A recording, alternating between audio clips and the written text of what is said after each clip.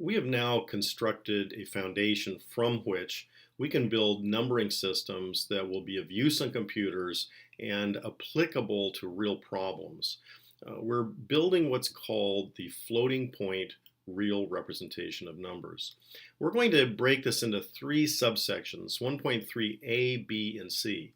In this section, 1.3a, we're simply going to focus on moving back and forth between four numbering systems: the binary system, the octal system, the decimal system, and the hexadecimal system. Once we master that, we'll move on to section 1.3b, and in that section we'll define how floating point numbers are constructed, stored on computers, and retrieved.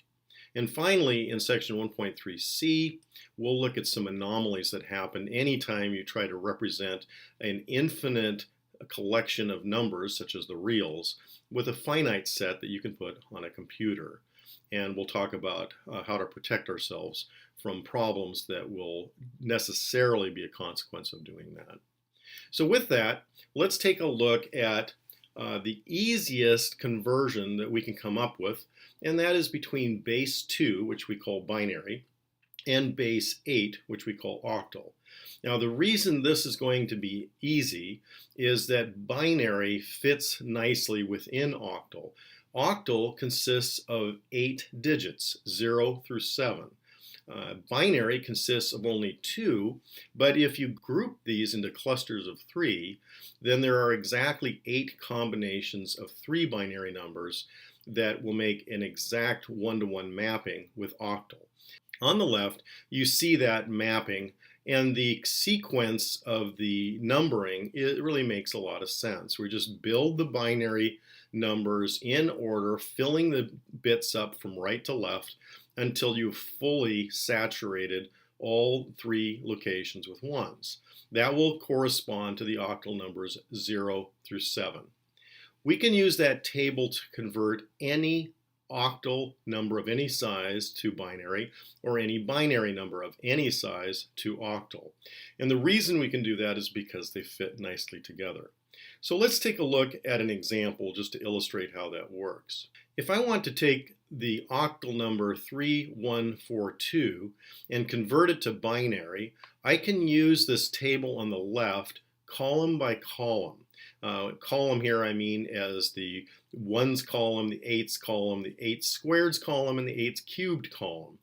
Or I could call them positions. If I take these numbers and separate them and convert them individually, I can take the 3, go over to my table, see that it's a 0, 1, 1, and write down the 0, 1, 1 corresponding to the 3. I do the same thing for the 1. I look up the 1 in octal, I go back to 001, and I write it down, and so forth for any other digits that are in this octal number. That ends the conversion process from octal to binary. Pretty simple, not much to do, not much to go wrong. Now, if I choose to go the other direction, here's a different number that's a base 2 number, and I want to convert it to octal. It is almost just as easy, but I do need to separate this long binary list of numbers into groups of 3. So we do it from the right. Take the 0, 1, 1 on the far right, the next group of 3, which is 1, 1, 1. I keep breaking into groups of 3 until I'm either done or I have a few straggler numbers off to the left. I don't worry about that because you can precede any number in any base with zeros and you don't change its value. So the only preliminary step we need to do is to take this 1, turn it into a 0, 0, 1, and leave the rest of the groupings alone. Now it's just a matter of reading the table in the other direction. So I take the 0, 0, 1, find that it's equal to 1 octal, and I write my 1 here. I take the 1, 1, 0, look it back on the table, discover that it's a 6 in octal, and I write down a 6. And I keep doing that for all the groupings of 3 that I might have. This number now represents the octal version or the octal representation of this binary number. Not much to do, pretty straightforward, go either way. I want to remind you the only reason this works so simply is that the binary groupings of 3 fully saturate the 8 symbols that we have in octal, and there isn't anything missing. When we go to the next column, it can be arranged independently of the previous column. So let's try one that's almost just as easy, and that is moving between binary and hexadecimal. Now, on hexadecimal, you have twice as many digits as you had in octal. We run out of the numbers that we're used to in base 10, so we just choose to add letters to represent the numbers 10, 11, 12, 13, 14, and 15. I'll continue to call them digits that have to be defined, and again, we will arrange these in terms of powers of 16. Now, to make that work in binary, you need 4 positions rather than the 3 that we used in octal. And if you do have 4 positions, you get, again, exactly 16 combinations of binary digits. We arrange them in the same kind of order we did before with octal. In fact, if you look carefully at the last 3 positions of the binary in this first group of 8, you'll see that it's exactly the same thing that we did in octal. And the second grouping of 8 is a repeat of that. The only difference between the first group of 8 and the second is that you have a preceding 1 in this new column that we've added to fill up the hexadecimal digits. So our process will be the same. Let's say someone gives me the number 3F92. It's base 16. I want to convert it to binary. I break these 4 digits up separately and convert them separately. I go to my table for the 3, discover it's a 0011, and I write it down. I go to my F, and I discover it's a 1111, and I write it down. And I do that until all of my hexadecimal digits are exhausted. Going the other way, again, is pretty much the same thing we did with octal. You take a binary number, and instead of breaking it into groups of 3 like we did for octal, we break it into groups of 4. We do it from right to left. So here are the groupings that we're creating from right to left, and there is a binary digit left over by itself. Again, just like with octal, you can add as many preceding zeros as you want without changing the number, and so we need to build it up to a group of 4, and we have done that here over on the right.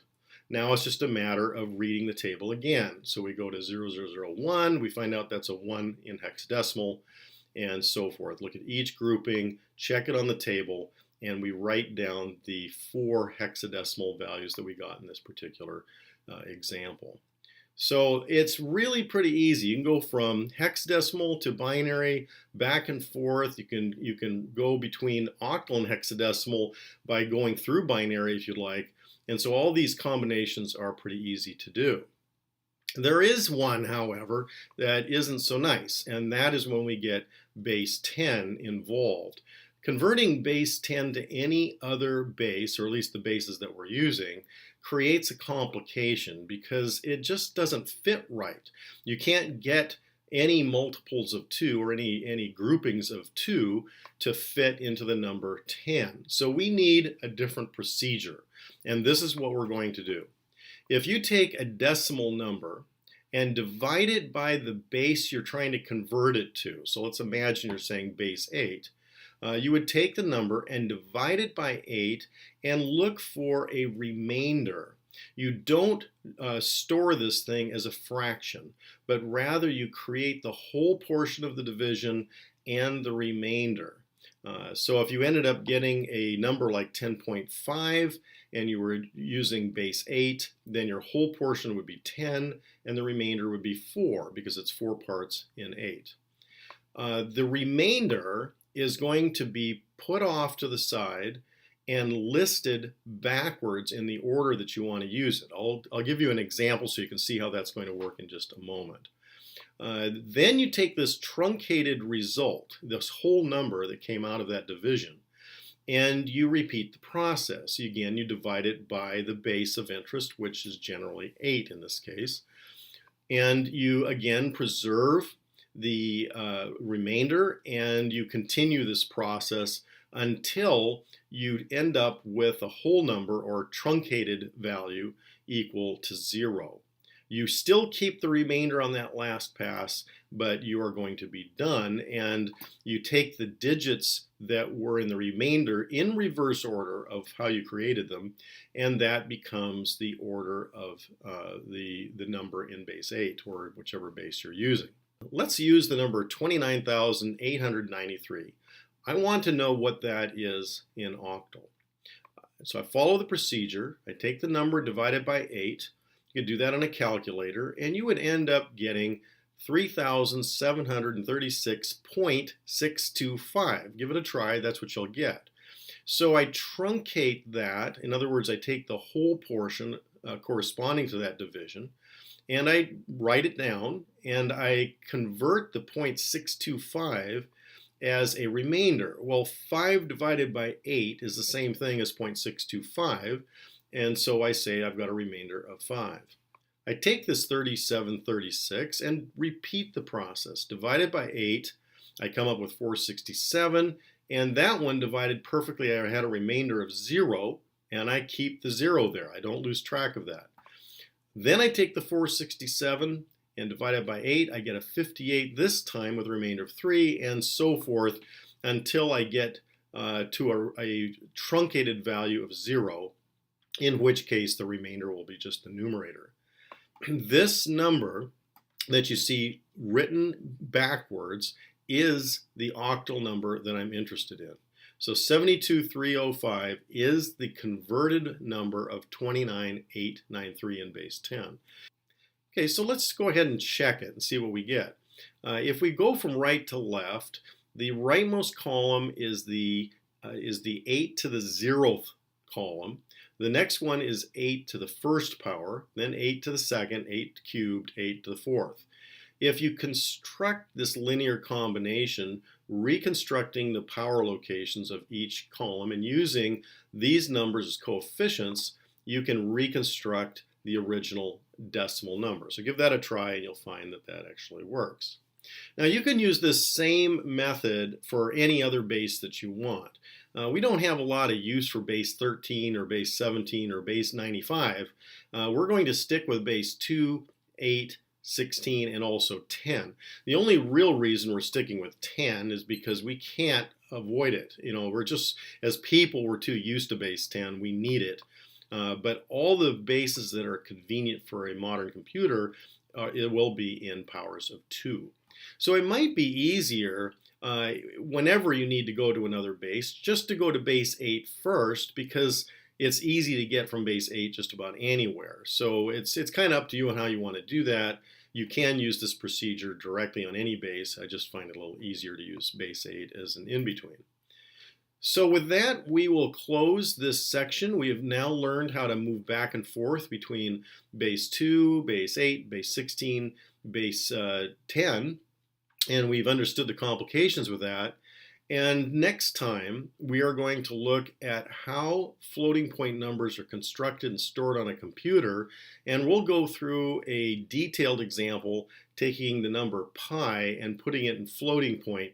We'll need to know how to do this number conversion that we just did, and we will lay it out in the manner that a computer needs. So we'll see you next time.